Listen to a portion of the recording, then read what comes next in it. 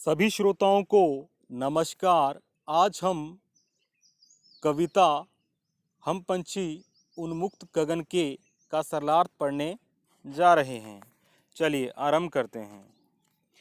ऐसे थे अरमान की उड़ते नीले नभ की सीमा पाने, लाल किरण सी चोंच खोल चुगते तारक अनार के दाने। कठिन शब्दों के अर्थ देख लेते हैं।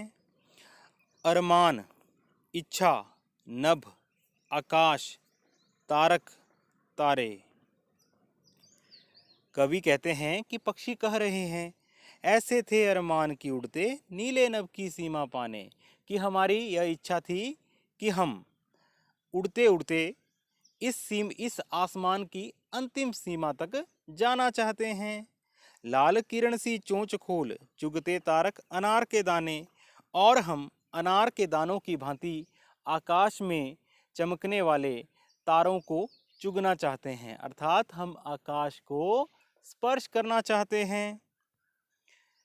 होती सीमाहीन क्षितिज से इन पंखों की होड़ा होड़ी, या तो क्षितिज मिलन बन जाता या तनती सांसों की डोरी।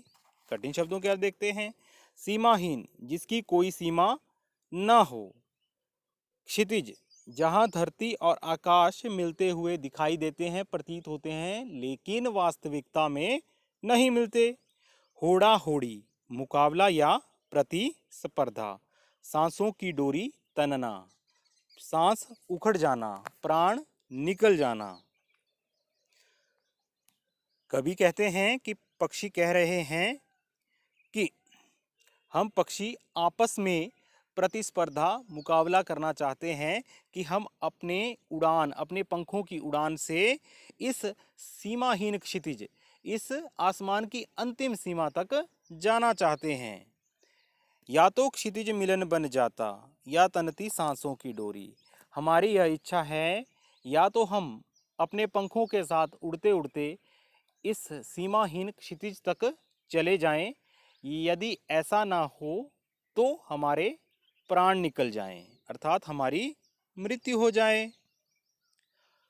नीड न दो चाहे टहनी का, आश्रय छिन भिन कर डालो, लेकिन पंख दिए हैं तो आकुल उड़ान में विघ्न न डालो।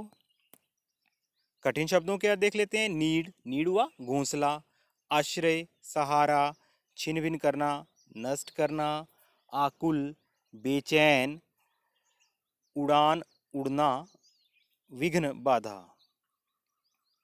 कवि कहता है कि पक्षी कह रहे हैं नीड न दो चाहे टहनी का, आश्रय झिनभिन कर डालो, छिनभिन कर डालो। कवि कहता है कि पक्षी कह रहे हैं कि चाहे आप लोग हमें नीड घोंसला बनाने ना दें, और जिस टहनी पर हम बैठते हैं उसका वो टहनी भी आप तोड़ दें, उसे भी नष्ट कर दें, लेकिन पंख दिए हैं तो, लेकिन ईश्वर ने हमें उड़ने के लिए पंख दिए हैं। आकुल उड़ान में विघ्न ना डालो। आप हमारी आकुल कठिनाई से भरी हुई जो उड़ान है उसमें किसी तरह का विघ्न ना डालें। कहने का भाव है पक्षी